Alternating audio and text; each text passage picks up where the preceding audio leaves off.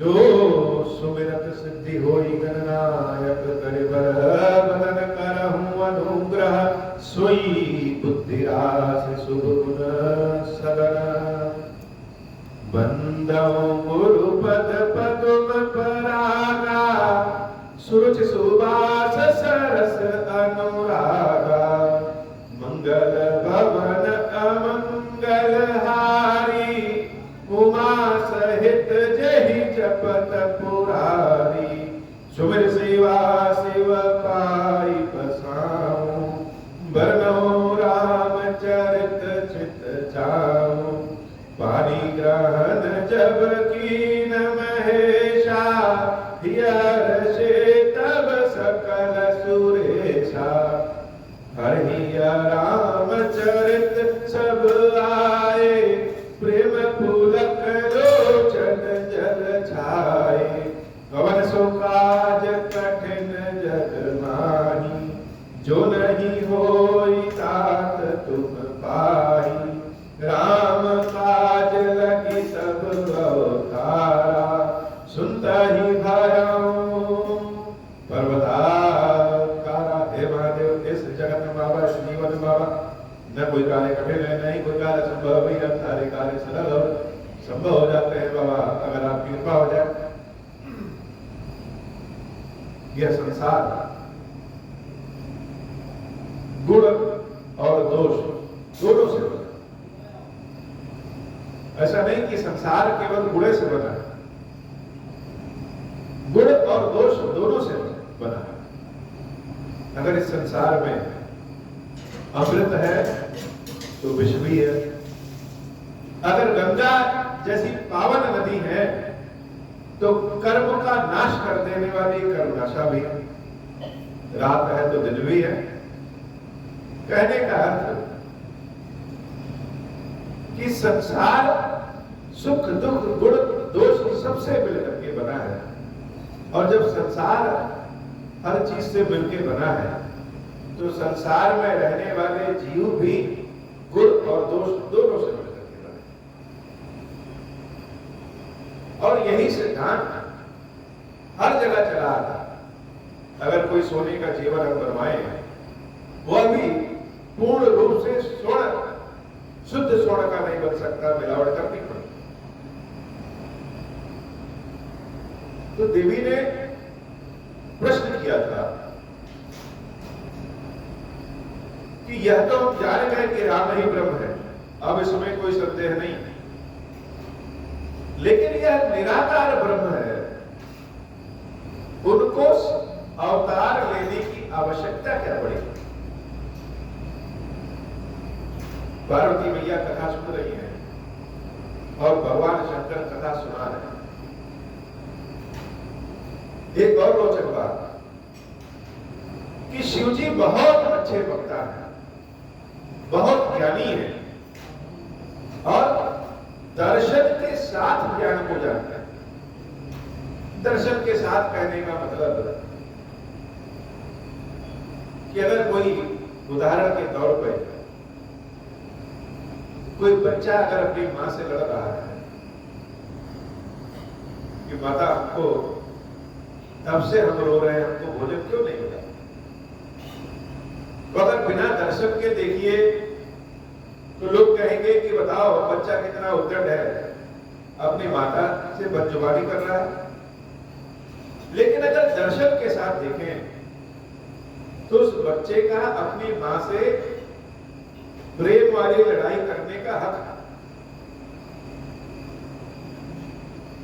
वह जिस भी अवस्था में रहे वह उसी अवस्था में अपनी मां को पुकारना शुरू कर देता है। उसके लिए यह जरूरी नहीं है कि बहुत सा दस की अच्छा कपड़ा पहना है तभी बुलाएगा, गंदगी में पड़ा रहेगा तो भी बुलाएगा, और बहुत ही आनंद में रहेगा तो भी बुलाएगा। यह अवस्था अगर भक्ति में आ जाए, अर्थात हम गंदगी और सफाई के भेद को भूल जाएंगे। भेद को भूलने का मतलब यह नहीं कि गंदगी में पड़े रहे, बनावट बन के भी भेद को भूल जाए और हर समय मां की तरह ईश्वर को पुकारे, तो भगवान भी मां की तरह दौड़े चले जाते हैं। लेकिन जरूरत क्या है? जरूरत है अपनी बुद्धि को, अपने मन को बच्चों के समान बना दे। बच्चे जानबूझ करके नहीं बनाते, चलो आज बना ले कल छोड़ देंगे, स्वभाव ही उनका वैसा है। तो अगर कोई देखे कि बच्चा लड़ाई कर रहा है तो कहेगा बहुत बेकार बच्चा है, लेकिन दर्शन के हिसाब से देखे तो हम कोई गलत नहीं कर रहा। यह दर्शन है कि जब हम ज्ञान को भाव के अनुसार समझते हैं, बड़े बड़े ज्ञानी मिल जाएंगे, लेकिन दर्शन के अनुसार ज्ञान को जानना यह सबके बस की बात नहीं। भगवान शंकर बहुत अच्छे वक्ता, बहुत अच्छे दार्शनिक, बहुत अच्छे ज्ञानी, तब तो विशेषज्ञ, सब कुछ है, ईश्वर है साक्षात। हम ईश्वर को हटा भी देते हैं क्योंकि वह भोले बाबा है, वह भले ईश्वर है, लेकिन रहते हम सबके बीच। तो ये महादेव ऐसा नहीं है कि सबको कथा सुनाते रहते। आज तक हम जितनी भी कथा सुने वह पार्वती देवी को ही सुनाते हैं, सबको नहीं सुनाते। हाँ, सबसे कथा सुनते हैं। ज्ञान होने के बाद वक्ता बनना तो आसान है, श्रोता कोई नहीं बन पाता, सुनने वाला कोई बन नहीं पाता। और जब बोलने वाला और सुनने वाले दोनों एक बराबर हो जाएं, एक रुचि के हो जाएं, तो आनंद आ जाए। भवानी पूरे आनंद के साथ राम कथा सुनना चाहते हैं और भगवान शंकर उतने ही आनंद के साथ राम कथा में डूब करके भगवान राम कथा सुना रहे हैं।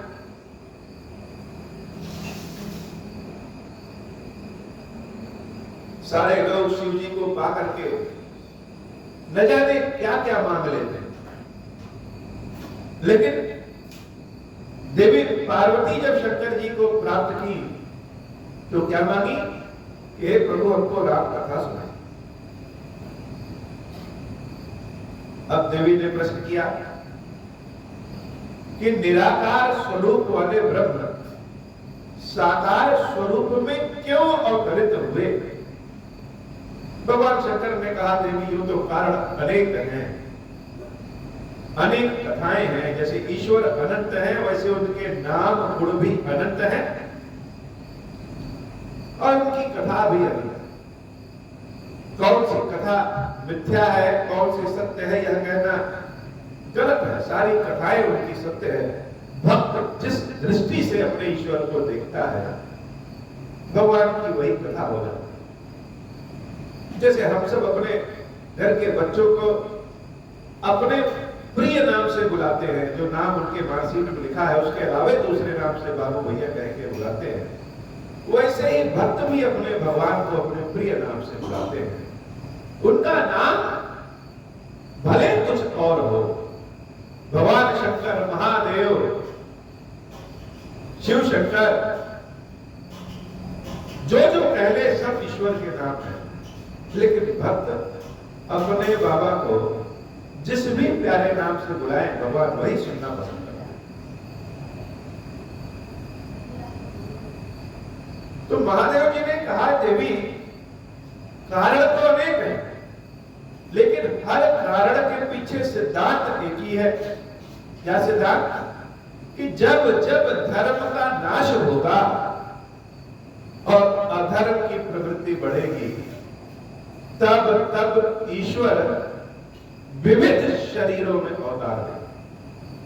यह केवल राम अवतार की गाथा नहीं है, यह भगवान के विभिन्न स्वरूपों की अवतारों की गाथाएं हैं। अगर हमें प्यास लगी है और हमारे प्यास को बुझाने के लिए ईश्वर ही जल स्वरूप है, यह तो प्रभु के अवतार लेने का सिद्धांत है। लेकिन कुछ अवतार लेने की कथा को हम सुनाते हैं। सादर सुनिए। जन्म एक दुई कहम बखानी, सावधान सुन सुमति भवानी।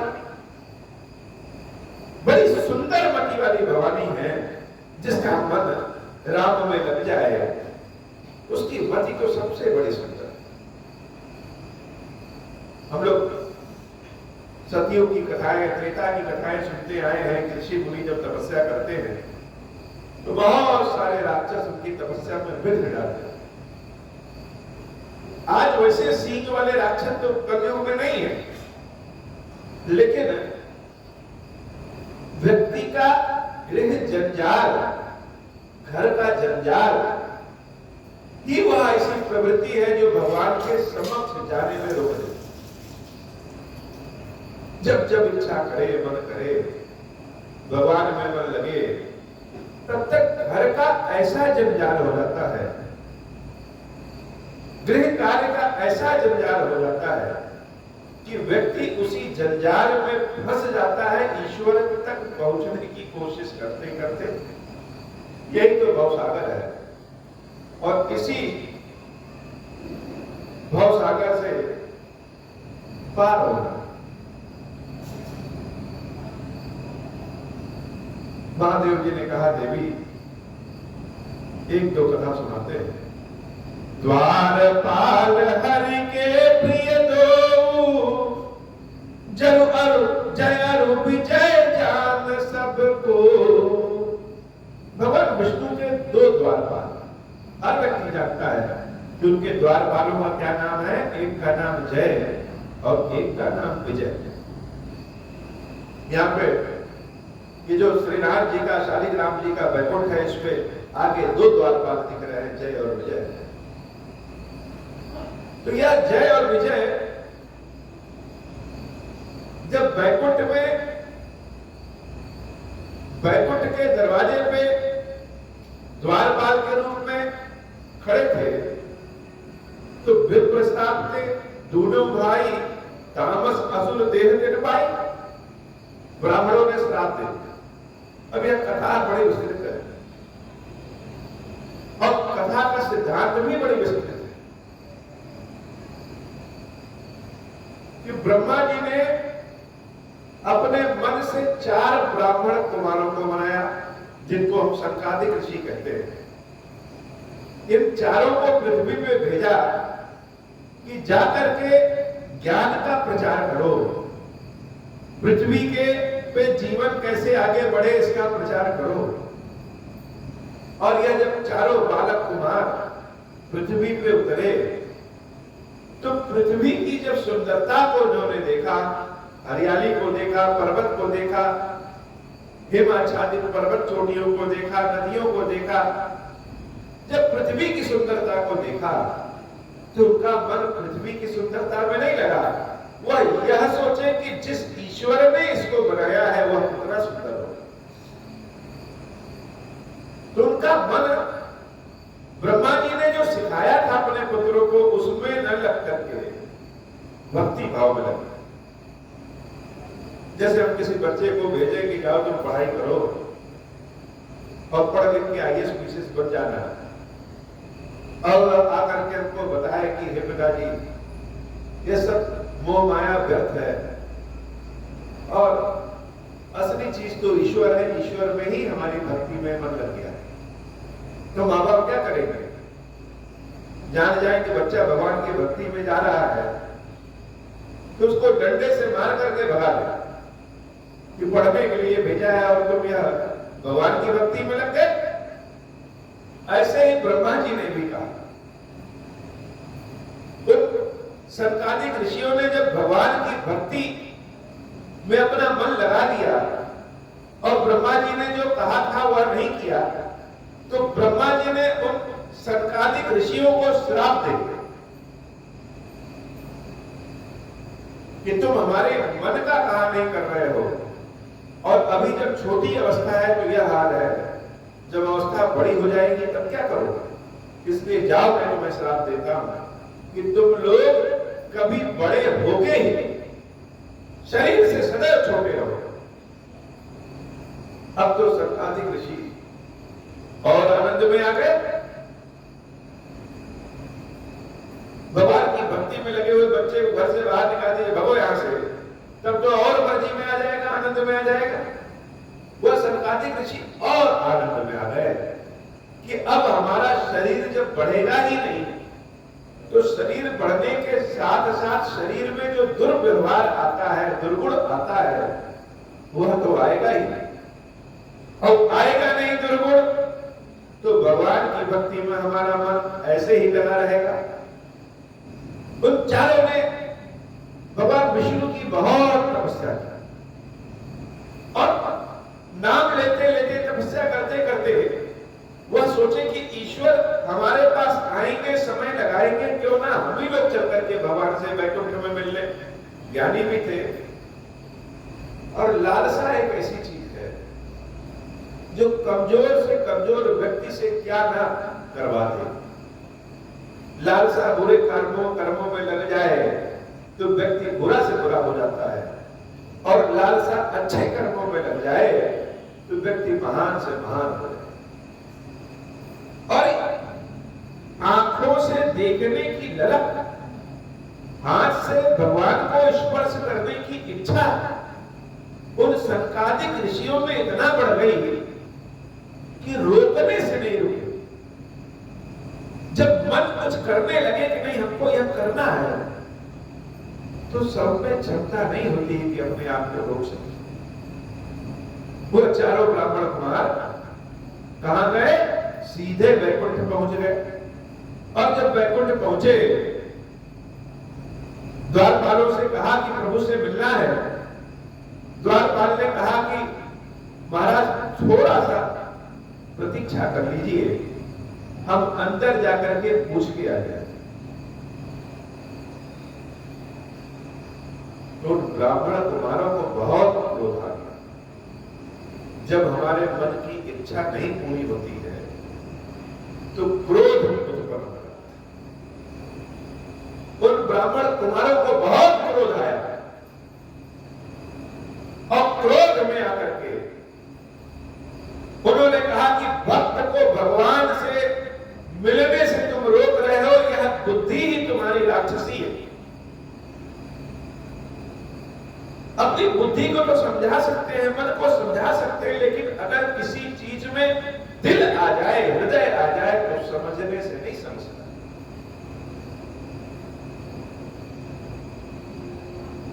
बहुत बार महादेव जी के दर्शन करने हम गए, और बीच में महादेव जी के दर्शन करने से किसी ने रोक दिया, तो जैसे इतना साहस आ जाता है कि उठा के पटक दी। बाद में भले क्षमा मांगे, लेकिन हृदय अगर कर गया, और इससे जिसके लिए हृदय में प्रेम भरा है उससे मिलने की इच्छा कर गया, वो परिणाम नहीं सोचता है कि क्या होने वाला है। वो तो वर्तमान में जिंदा है, भविष्य की चिंता कहां, और भूत का पता कहां। उन ऋषि कुमारों ने जय और विजय को श्राप दे दिया कि जाओ, तुम्हारी यह प्रवृत्ति राक्षसी है, भक्त को भगवान से मिलने से रोक रहे हो, इसलिए तुम दोनों राक्षस हो। अब यहीं से सब कुछ गड़बड़ होना शुरू हो गया। कोई छोटा व्यक्ति गलती करे तो उसका प्रभाव बहुत छोटा होगा, लेकिन कोई बहुत बुद्धिमान व्यक्ति, बहुत ऊंचे पद पर बैठा हुआ व्यक्ति गलती करे तो उसका परिणाम बहुत लोगों को भुगतना पड़ता है। और ऊंचा व्यक्ति अगर कोई अच्छा करे तो उसका लाभ भी बहुतों को मिलता है। ऋषि कुमार ज्ञानी है, ब्राह्मण है, पृथ्वी से शरीर सहित वैकुंठ जाने की क्षमता रखते हैं। इतना विजय उन्होंने किया, लेकिन क्रोध में विजय प्राप्त नहीं कर पाए। वह जय और विजय जो द्वारपाल है, उनकी तो वह ड्यूटी ही है कि कोई प्रभु से मिलने आए तो वह अपनी ड्यूटी को करे, जाकर के बताएं और भगवान की आदेश के अनुसार कार्य करें। तो जय और विजय ने तो कोई पाप किया नहीं। जो ब्राह्मण कुमार ज्ञानी है, उनका कर्तव्य है समाज को दिशा देना। और अपने मन की इच्छा पूरी नहीं हुई तो शक्ति का दुरुपयोग कर दिया कि श्राप दे दिया कि जाओ राक्षस हो जाओ। और किसको कहा? वैकुंठ में निवास करने वाले सब विष्णु, जो भीतर शयन कर रहे हैं वह महाविष्णु है और वहां के द्वारपाल भी विष्णु है। तो अगर विष्णु स्वयं राक्षस हो जाएंगे तो ऐसा तो है नहीं कि निर्बल होंगे, वह तो सबल होंगे। और उस विष्णु रूपी राक्षस को समाप्त करने के लिए महाविष्णु को अवतार लेना पड़ेगा। सबके बस की बात तो है नहीं। तो ब्राह्मण कुमारों ने जब श्राप दे दिया तो विप्र श्राप थे दोनों भाई तामस असुर थे। दोनों भाई राक्षस शरीर प्राप्त करके जन्म लिए और दोनों भाई क्या बने? कनक कशिपु अरु हाटक लोचन जगत विदित सुरपति मद लोचन। एक हिरण्याकश्यप और दूसरा हिरण्याक्ष बना। हिरण्याकश्यप का भाई, बड़ा भाई हिरण्याक्ष अतुलित बल वाला, इतना बल उसने प्राप्त किया कि जैसे पृथ्वी को ही वह रसातल में डुबो देगा। सारी पृथ्वी जल से मग्न हो गई। लोग त्राहिमाम करने लगे। लगा जीवन समाप्त हो जाएगा। धर्म क्या जन्म ही, जीवन ही समाप्त, तो क्या धर्म क्या अधर्म। और उस राक्षस से रक्षा करने के लिए महाविष्णु ने वाराह अवतार धारण किया। वाराह अवतार में जब वो आए तो हिरण्याक्ष का वध कर दिया और पृथ्वी की रक्षा की। बोलिए वाराह भगवान की जय हो। यह बाराबंकी की धरती ही वाराह देवता का स्थान है। बाराबंकी का मतलब वराहबंकी, और वराहबंकी धीरे धीरे बिगड़ करके बाराबंकी बन गया। आज भी यहां वराही देवी और वराह देवता की धूमधाम से पूजा होती है। हमारे पास जो भगवान विष्णु विग्रह स्वरूप में है, यह वराह स्वरूप में भी। और वराह देवता, वराह भगवान ने सबकी रक्षा की। इस धरती पे 3 वाराह क्षेत्र है।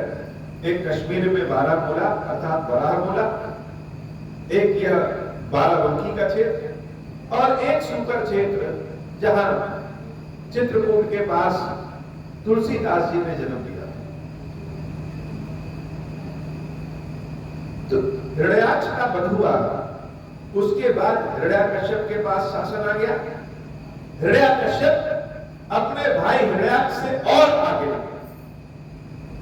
जैसे आज बहुत सारे लोग कहते हैं कि ईश्वर क्या है, ईश्वर तो कुछ है ही नहीं, हम तो चारों जगह देख लिए, रॉकेट से पूरे संसार घूम लिए, कहीं भगवान नहीं, भगवान तो मिथ्या है, भगवान नाम की कोई चीज ही नहीं, कहीं हो भगवान दिखा दो।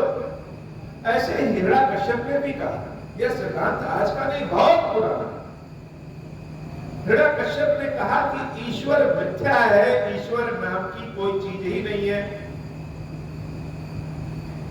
हर लोक में हम जाकर के देख लिए, भगवान कहीं नहीं।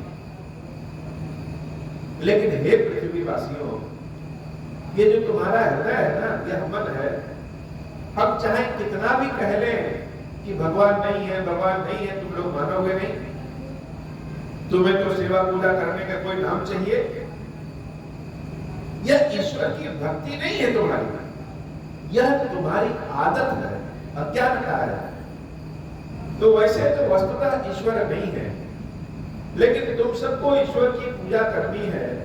तो यह आज से मान लो कि ईश्वर मैं ही हूं, अर्थात हिरण्याकश्यप ही ईश्वर था। सारे लोगों को आदेश दे दिया कि सब लोग अब हिरण्याकश्यप के ही नाम का जप करेंगे, हवन करेंगे। जो जो विधियां होती है ईश्वर की भक्ति में, वह सारी विधियां हिरण्याकश्यप के ही नाम से, उसी को ईश्वर मान करके किया जाएगा। आज ऐसे राक्षस तो नहीं है जो कहे कि मेरी ही पूजा करो,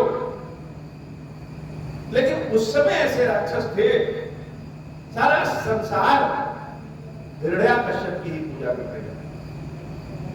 बल्कि स्थिति तो यह हो गई कि देवता लोग भी जाकर के हिरण्याकश्यप के ही चरणों की पूजा करते, और तो और नारद जी भी जो सारे संसार में नारायण नारायण करते फिरते हैं, वह जब हिरण्याकश्यप के दरबार में पहुंचते तो वहां जाके हिरण्याकश्यप हिरण्याकश्यप हिरण्याकश्यप करते हैं।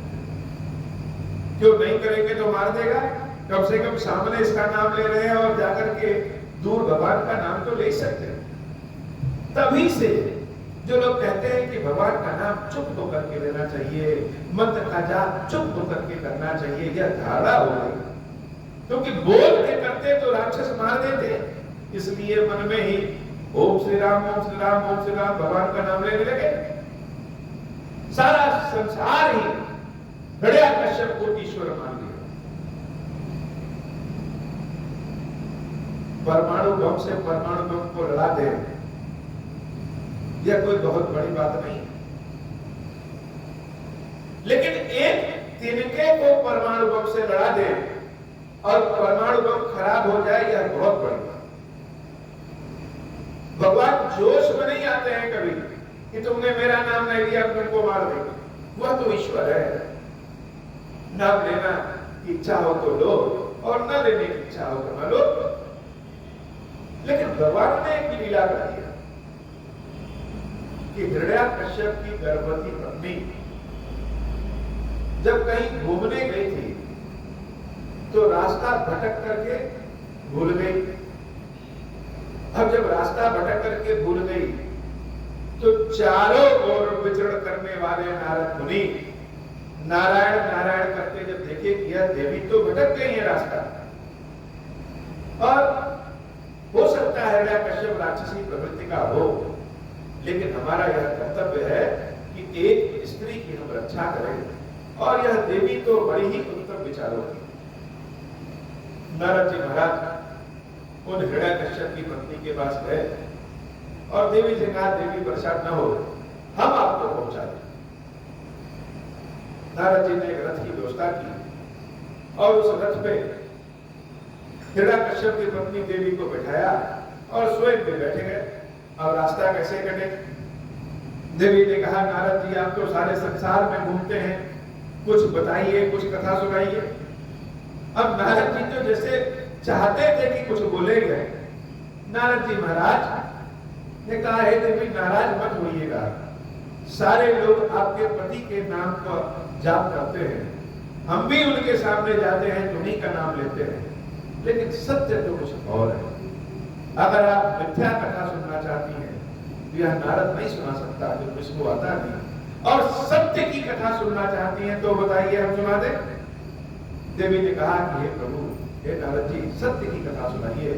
और नारद जी ने भगवान की कथा सुनाना शुरू। भगवान की कथा जब सुनाना शुरू किया तो मन उन देवी का इतना शांत हो गया। जब मन शांत होता है तो क्या होता है?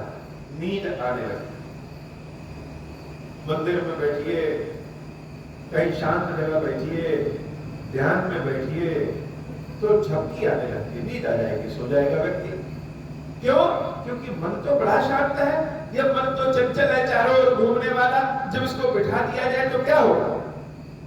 वह देवी कथा सुनते सुनते सो गई। और जब कथा सुनिए और बीच में कोई कथा में हुंकारी भरे तो कथा सुनाने वाले को और आनंद आता है। नारद जी महाराज कथा सुनाने में व्यस्त हैं, उनको पता ही नहीं चला कि कब देवी सो गई। और जब वो कथा सुनाते तो बीच में हुंकारी की आवाज हूं की आने लगती। अचानक नारद जी महाराज की दृष्टि जब देवी में पड़ी, यह तो सो रही है, या सो रही है, तो यह कथा कौन सुन रहा है, ओंकारी कौन बन रहा है। तब जाकर के नारद जी का ध्यान देवी के गर्भ में पलने वाले शिशु पे गया।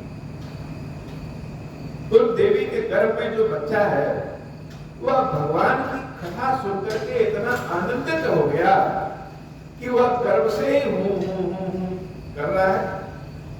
वही बच्चा जब पैदा हुआ तो हिरण्याकश्यप का पुत्र प्रहलाद बनकर के पैदा। प्रहलाद को जब विद्यालय भेजा गया तो प्रहलाद क्या करता कि सारे बच्चों को इकट्ठा करके कहता कि मेरे पिता ईश्वर नहीं है। ईश्वर तो बड़े आनंद स्वरूप में है, चिदानंद स्वरूप में है, और ईश्वर कण कण में व्याप्त है। बच्चे कहते हैं कि नहीं, पिता ही तुम्हारे ईश्वर है। प्रहलाद भगवान की कथा सबको सुनाते हैं कि मेरे पिता ईश्वर नहीं। जैसे टेस्ट होता है बच्चों का, वैसे ही हिरण्याकश्यप के दरबार में प्रहलाद को बुलाया गया कि तुम 6 महीने से पढ़ रहे हो, जरा बताओ क्या पढ़े।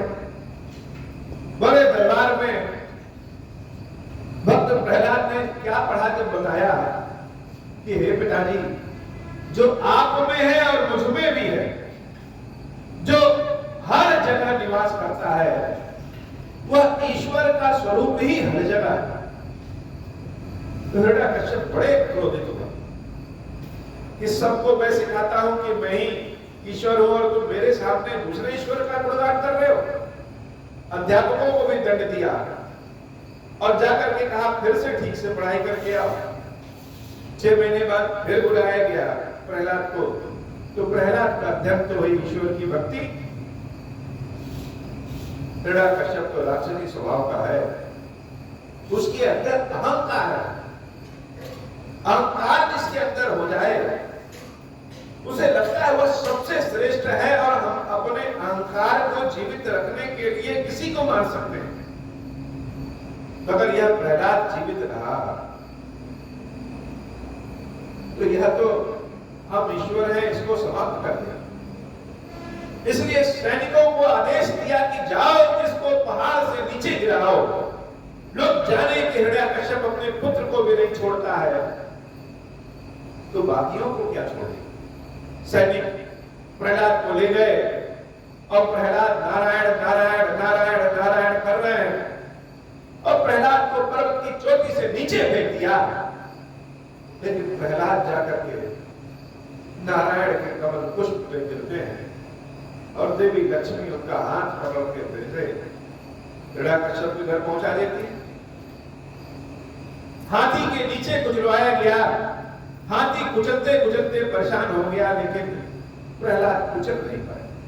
अग्नि से जलाया गया, अग्नि से भी प्रहलाद नहीं जले।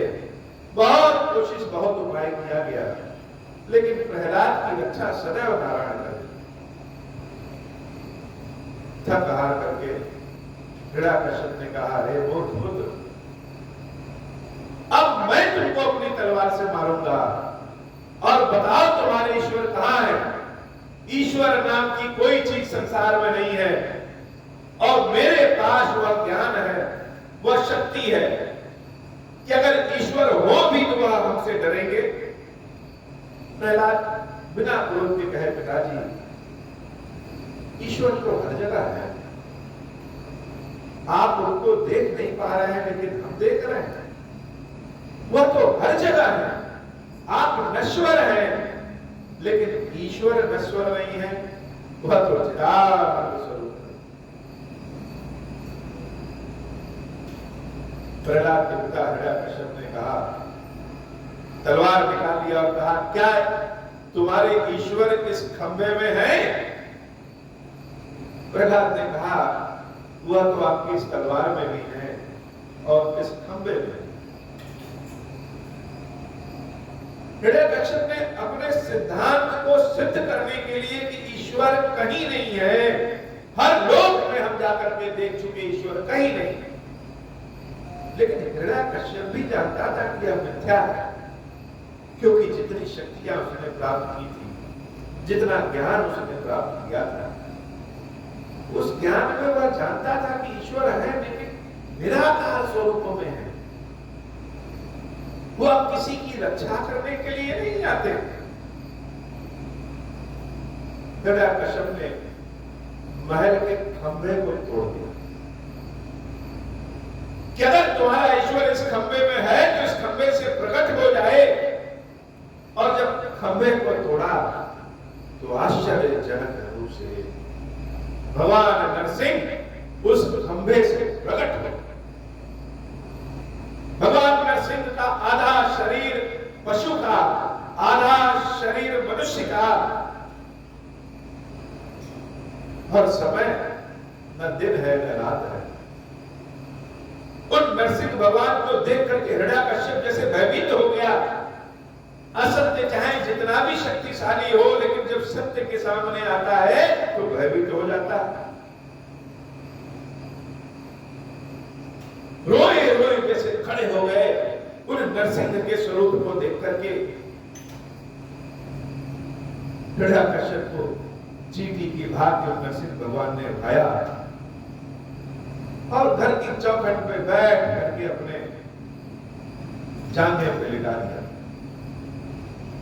हिरण्यकश्यप कह रहा है कि मुझे तो शक्ति प्राप्त है कि न हम दिन में मरेंगे न रात में मरेंगे, न अस्त्र से न शस्त्र से, न भीतर न बाहर। भगवान नरसिंह मुस्कुरा रहे हैं और हिरण्यकश्यप से कहे जरा एक बार दृष्टि तो डाल कि मैं कौन हूं। तो भगवान तो ना पशु है और न मनुष्य है, वह तो दोनों है। उनके हाथ में जो नाखून है वह न अस्त्र है न शस्त्र है, प्रदोष काल की बेला है, न रात है न दिन है। चौखट पे बैठे हैं, न बाहर है न भीतर है। जांघे पे सुलाए हैं, न नीचे है न ऊपर है। अब तो हिरण्यकश्यप की सारी चालाकी समाप्त। और भगवान ने एक क्षण में हिरण्यकश्यप के पेट को चीर दिया, मृत्यु। लेकिन नरसिंह भगवान का क्रोध शांत नहीं हुआ। उनके लिए हिरण्यकश्यप का वध करना तो बड़ा आसान है, लेकिन जिस भगवान को अपने भक्त की रक्षा के लिए आना पड़ा, उस ईश्वर का क्रोध शांत नहीं हुआ। क्यों? क्योंकि न संतादिक ऋषि श्राप दिए होते और न अभी हमारे भक्त का ऐसा कष्ट हुआ होता, न ब्रह्मा जी संतादिक ऋषियों को डांटे होते, न यह स्थिति आती। तो जैसे नरसिंह भगवान का इच्छा किया कि सारे लोग कोई निगल जाएं, हमारे भक्त को कष्ट दिया गया। वे हिरण्यकश्यप, बार बार हम तुमको संदेश भिजवाते हैं। जब तुमने हमारे इस प्रहलाद को पर्वत से नीचे फेंका और यह बच गया, तो क्या यह संदेश नहीं था कि मैं हूं? जब तुमने हाथी के नीचे को चलवाया और यह बच गया, तो क्या यह संदेश नहीं था कि मैं हूं? तुम सारे संसार को कहते रहे कि ईश्वर नहीं है और तुम्हारे घर का पुत्र ही कहे कि ईश्वर है, तो क्या यह संदेह नहीं है कि मैं हूं? तुम इतने ज्ञानी हो, लेकिन क्या इस संदेश को समझ नहीं पाए, पढ़ नहीं पाए कि मैं हूं? ईश्वर तो सर्वव्यापी है। सारे देवता लोग हाथ जोड़ रहे हैं, भगवान नरसिंह शांत हो जाइए, शांत हो जाइए। लेकिन नरसिंह भगवान तो जैसे शांत होने का नाम ही नहीं लेते। अंत में सब लोगों ने मिलकर के उस भक्त प्रहलाद को नरसिंह के गोद में बिठा दिया। और जब क्रोधित भगवान नरसिंह अपने भक्त को देखते हैं अपने गोद में बैठे, तो उस नाखून वाले हाथ से अपने भक्त के सर को सहलाना शुरू कर, जैसे लगता है लगा कि क्रोध ही सारा शांत हो गया। और जिसके भीतर इतना क्रोध था, अब इतना प्रेम, इतना वात्सल्य था। जैसे गाय अपने बछड़े को चाटती है जीवा से, वैसे सिंह रूपी नरसिंह अपने बच्चे, अपने प्रहलाद को अपनी जीवा से चाटता है। शेरनी अपने बच्चों को जब मुंह में दबाती है तो जो उसका जबड़ा अपने शिकार को खा जाता है, वही जबड़ा इतना फूल की तरह कोमल हो जाता है कि बच्चों को कहीं खरोच भी नहीं लगती। वो भगवान नरसिंह जब अपने भक्त को दुलार दिखाते हैं तो उनका क्रोध शांत हो जाता है। हे देवी, कनक कसिप अरुघाटक लोचन, जगत विदित सुरपति मद मोचन, विजयी समर वीर विख्याता, धरि बराह एक निपाता, होई नर हरि दूसर मुनि मारा, जन प्रहलाद सुजस दस्ता। आज भी प्रहलाद का सुंदर यश है। लाखों वर्ष हो गए हो लेकिन प्रहलाद का नाम आता है, भगवान नरसिंह का नाम याद रहता है। भगवान नरसिंह का नाम आता है तो प्रहलाद का नाम याद आता है। प्रहलाद जैसी यश कीर्ति बड़ा किसकी हो सकती? यह भगवान का अपने भक्तों के प्रति प्रेम है। और बड़े से बड़ा संकट भी ईश्वर की कृपा से छुई हुई हो। भय निशाचर जाई तई महावीर बलवान, कुंभकर्ण रावण सुभट सुर विजय जग जग। वही राक्षस दूसरे जन्म में हिरण्याक्ष कुंभकर्ण बनता है और हिरण्याक्ष रावण। ऋषियों ने 3 जन्म तक राक्षस होने का श्राप दिया था, इसलिए वो 3 जन्म तक राक्षस हो। देवी, जब यह कथा भगवान शंकर के मुंह से सुन रही है तो जैसे उनको लग रहा है कि कथा हम सुन नहीं रहे, कथा हम देख रहे हैं। कथा सुनने का असली आनंद तब होता है जब हम कथा में समाहित हो जाएं। कथा में जब तक समाहित नहीं होंगे, कथा को अपने दृष्टि पटल हृदय में स्थान नहीं देंगे, तब तक कथा समझ में नहीं आएगी। कथा कहानी नहीं है, जैसे किसी उपन्यास की कहानी होती पढ़ ली। कथा भगवान का गुण है, भगवान का प्रेम है। भगवान शंकर देवी से कह रहे हैं, देवी मुकुट न भय हते भगवाना, 3 जन्म तुझ वचन प्रवाना, एक बार तिन के हित लागी, धरऊ शरीर भगत अनुरागी, कश्यप अदित तहां पितु माता, दशरथ कौशल्या विख्याता, एक कल्प यही विधि अवतारा, चरित्र पवित्र ये संसार। एक कल्प सुन देखी दुखारे, समर जलंधर सब सब हारे, शंभु कीन संग्राम अपारा, धनुज महाबल मरहि न मारा, परम सती असुराधिक नारी, तेहि बल ताहि न जितहि पुरारी। भगवान के जन्म लेने की कथा, एक कथा हम लोग सुने। भगवान की कथा बड़ी निर्मल है और बड़े सौभाग्यशाली लोगों को भगवान की कथा सुनने का, भगवान की कथा कहने का समय मिलता है। मृत्यु के समय जीवन का संपूर्ण चक्र एक बार दृष्टि पटल पे आ जाता है कि पूरे जीवन हमने किया क्या। तो जब दृष्टि पटल पे पूरा जीवन आता है, उस समय लगता है कि शायद हमने अपने लिए तो समय निकाला ही नहीं। समाज के लिए, परिवार के लिए, संसार के लिए तो समय निकाल लिया, लेकिन स्वयं के लिए हमने समय नहीं निकाला। और स्वयं के लिए समय क्या है? ईश्वर की भक्ति। स्वयं के लिए समय, आत्म आनंद में व्यक्ति जब पहुंच जाए, जब उसके हृदय में ईश्वर का वास निवास हो, बाकी दुख और सुख तो सबके यहाँ है। हम सोचे, बहुत लोग सोचते हैं कि भगवान की भक्ति का मतलब कि सुख संपत्ति एकदम भरी रहे, कष्ट किसी के जीवन में आए ही नहीं। तो भगवान की भक्ति कोई व्यापार नहीं कि हम 4 लोटा जल भगवान को चढ़ाए और कहे है बाबा 4 करोड़ रुपया दे दीजिए। भगवान की भक्ति तो प्रेम है और प्रेम सिर्फ दिया जाता है, मिल जाए ये बड़े भाग्यशाली लोगों का है। भगवान की भक्ति तो भगवान के द्वारा दिया गया एक मौका है, एक आनंद है, सच्चिदानंद है। ईश्वर की कृपा से बड़े बड़े कष्ट भी छोटे से तिनके के भांति समाप्त हो जाते। यही भगवान की कृपा।